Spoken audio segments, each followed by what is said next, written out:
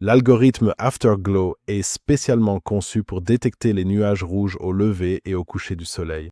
Pour photographier ces nuages rouges, il faut qu'il y ait une couverture nuageuse élevée qui s'étend de votre position, de votre lieu de prise de vue, jusqu'à l'horizon.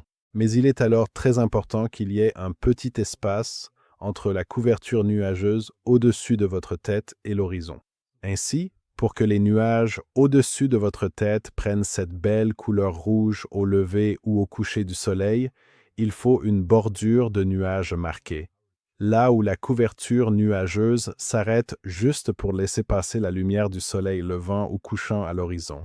Alors, la lumière du soleil à l'horizon peut passer sous les nuages au-dessus de votre lieu de prise de vue et les illuminer de cette belle couleur rouge. Et c'est précisément pour cela que notre algorithme a été conçu, pour détecter cette configuration spécifique dans les nuages.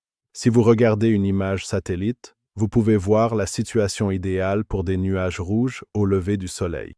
Vous avez cette bordure de nuages marquée sans nuages du côté est, là où le soleil se lève, et un ciel entièrement couvert du côté ouest de cette bordure nuageuse.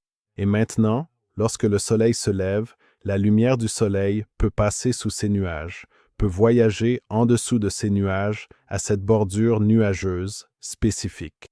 Et ce que fait maintenant notre algorithme, c'est qu'il calcule la position du soleil en fonction de la période de l'année, puis il indique quelle zone des nuages peut s'illuminer en rouge. Donc, maintenant, nous avons un petit problème. Nous ne pouvons pas vraiment dire s'il s'agit d'une grande zone, d'une petite zone ou d'une zone encore plus vaste des nuages qui va s'illuminer, parce que parfois, seule une petite zone autour de la bordure aura des nuages rouges, et parfois il est possible que sur des centaines de kilomètres, on puisse voir les nuages rouges et que tout le ciel semble en feu. Mais il ne nous est pas possible de calculer cette situation. Nous ne pouvons calculer qu'une zone où nous sommes assez certains que les nuages deviendront rouges. Ici, vous pouvez voir une situation typique au lever du soleil, avec un ciel très rouge prévu sur toute l'Allemagne. Et maintenant, ce que vous pouvez voir, c'est qu'il y a un outil qui reste au centre de l'écran. Cet outil s'appelle l'outil de placement. Et comme vous pouvez le voir, il comporte différentes probabilités indiquées dessus. Vous pouvez voir celle du centre, la verte, où il est écrit « idéal ». Ensuite, il y en a un autre. Il indique « forte probabilité ». Puis nous avons « probabilité moyenne » et le plus à l'extérieur indique « faible probabilité ». Et cet outil est maintenant utilisé pour vous placer dans la bonne position par rapport au ciel rouge prévu sur la carte. La raison de cet outil est que, comme expliqué, nous ne pouvons pas dire exactement à quelle distance il sera possible de voir les nuages rouges. Donc, si vous voulez être vraiment certain que le ciel s'illuminera en rouge, vous devriez toujours rester dans la zone idéale. L'appareil photo marque la position parfaite que vous trouverez par rapport au ciel rouge prévu sur la carte. Et si vous restez à cette distance précise, vous trouverez la distance idéale pour avoir des nuages rouges au-dessus de votre lieu de prise de vue. Si vous vous éloignez davantage de la zone rouge indiquée sur la carte, la probabilité de réellement voir les nuages rouges diminuera. Plus la distance est grande, moins vous avez de chances de voir les nuages rouges. Mais parfois, il sera possible de voir les nuages rouges sur une très grande distance de plusieurs centaines de kilomètres, mais la probabilité la plus élevée reste si vous restez près de la bordure rouge. Et l'endroit où vous devez aller est toujours indiqué par ce petit appareil photo au centre de l'écran. Donc, si vous voulez savoir dans quelle zone aller, utilisez ceci comme modèle à placer sur le ciel rouge, voyez où se trouve le petit appareil photo, et ensuite vous pouvez vous rendre dans cette zone spécifique. Par exemple, en France, ce serait cette zone ici où vous pourriez aller, et ainsi vous pouvez simplement vérifier toutes les zones qui seraient possibles pour vous.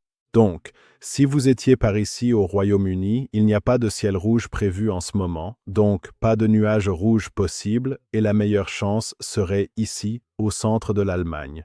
En ce qui concerne les nuages, un seul type de nuage est bénéfique pour les nuages rouges au lever ou au coucher du soleil. Ce sont les nuages dits stratus.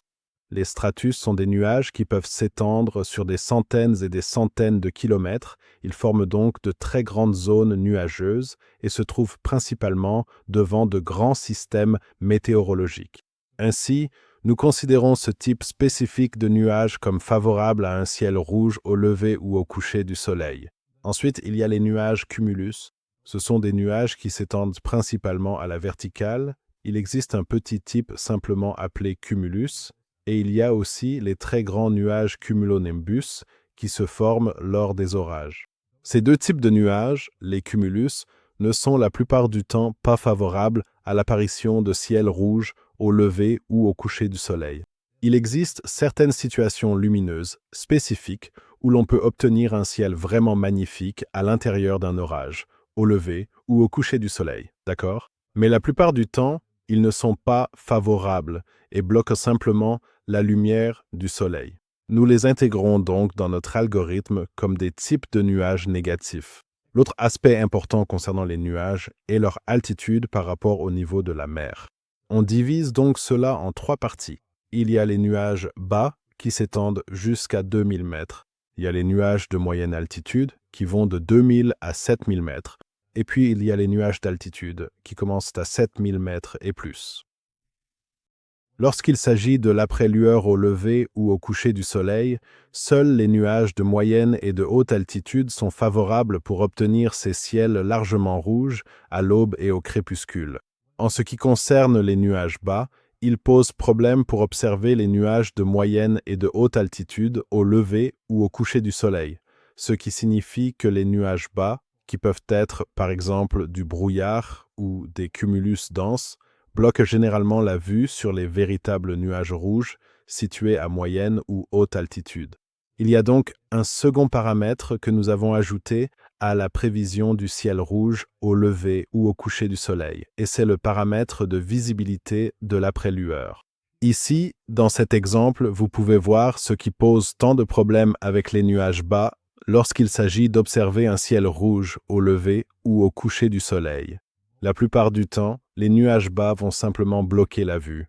Dans ce cas, nous avons une très grande étendue de nuages bas dans les montagnes, et lorsque vous vous trouvez sous ces nuages bas, vous n'aurez jamais la possibilité de voir les nuages rouges au-dessus d'eux.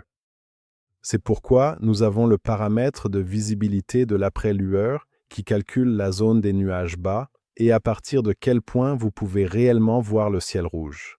Donc même si vous avez une forte probabilité d'avoir des nuages rouges dans votre région, mais que la visibilité est faible, alors les chances de réellement voir ces nuages rouges sont assez faibles. C'est pourquoi il faut toujours prendre en compte les deux paramètres. Donc, ce que vous devez faire maintenant, après avoir trouvé votre position de prise de vue avec l'outil de placement par rapport à la prévision de ciel rouge sur la carte, c'est cliquer dans le coin inférieur droit pour passer à la visibilité. Maintenant, la carte a changé et vous voyez un nouveau paramètre météorologique. Vous voyez maintenant le paramètre de visibilité de l'après-lueur. Tout d'abord, lorsque vous regardez en haut de la carte, vous pouvez voir l'échelle. Lorsque quelque chose sur la carte est totalement gris, cela signifie qu'il s'agit d'un endroit où il n'y a aucune chance de voir le ciel rouge. Seules les zones où la carte indique une grande visibilité sont celles où il est réellement possible de voir les nuages rouges. Maintenant, si je zoome, il y a certaines zones qui sont spécifiquement marquées en jaune comme étant du brouillard, car si vous y réfléchissez, il est possible dans les chaînes de montagnes d'être au-dessus du brouillard. Et c'est pourquoi nous marquons spécifiquement le brouillard en jaune sur la carte, afin que vous ayez une chance d'être au sommet d'une montagne pour voir les nuages rouges depuis là-haut. Nous devons donc maintenant vérifier la zone où vous pouvez réellement voir le ciel rouge. Et pour plus de commodité, vous pouvez simplement basculer entre ces deux paramètres à l'aide du bouton dans le coin inférieur droit et ainsi trouver votre position idéale. Dans ce cas, nous verrions qu'une bonne position pour photographier le ciel rouge serait quelque part ici, au centre de l'Allemagne, comme dans cette zone-ci. Si je change maintenant, je peux voir que depuis cette zone spécifique ici, il serait possible de voir les nuages rouges et j'aurais une position idéale. Quand je vais dans le nord de l'Allemagne, la moitié du problème est résolue, je serai parfaitement positionné pour le ciel rouge. Mais si je vérifie la visibilité, je verrai que je suis assez proche d'une zone avec une visibilité nulle pour le ciel rouge. Donc, ce ne serait pas une zone idéale pour voir les nuages rouges. Voici donc un autre exemple. Vous pouvez voir que l'outil de positionnement a changé de direction car nous regardons maintenant un coucher de soleil. Donc la lumière du soleil vient de l'ouest et vous pouvez voir qu'il y a une très belle zone rouge au centre des États-Unis. Si je veux avoir la position idéale, il faudrait que je reste un peu à l'est des marques rouges. Vous voyez donc, c'est la zone parfaite où aller. Et maintenant, je dois vérifier s'il serait possible de voir les nuages rouges depuis cette position ou s'il y aurait d'autres nuages bas qui pourraient bloquer la vue sur les nuages rouges. Donc je change les paramètres. Ensuite, je peux voir qu'il n'y a qu'une petite zone au nord-est du Kansas ou au sud-ouest de l'Iowa qui bloque la vue, donc la plupart des autres endroits offrent vraiment une bonne visibilité du ciel pour le ciel rouge. Donc, si je regarde à nouveau, une bonne zone pour voir le ciel rouge serait la partie nord-ouest de l'Iowa ou le sud du Minnesota, car dans cette région, la visibilité pour les nuages rouges est élevée, et l'emplacement est également très bon par rapport aux nuages rouges indiqués sur la carte. Lorsque vous souhaitez observer le lever du soleil, il vous suffit d'aller dans le coin et de choisir « Prochain lever de soleil ». Vous pouvez maintenant voir qu'il y a de nombreuses occasions de photographier le ciel rouge au lever du soleil, et vous pouvez également constater que la direction de l'outil de positionnement a de nouveau changé vers le côté est. Si je veux avoir un ciel rouge ici, au sud du Michigan, une bonne position serait par ici, quelque part à l'ouest de Détroit ou de Toledo.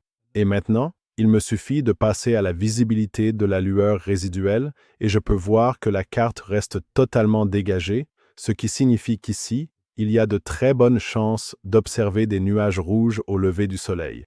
Et plus je m'éloigne de cette zone, plus les chances de voir ce phénomène diminuent.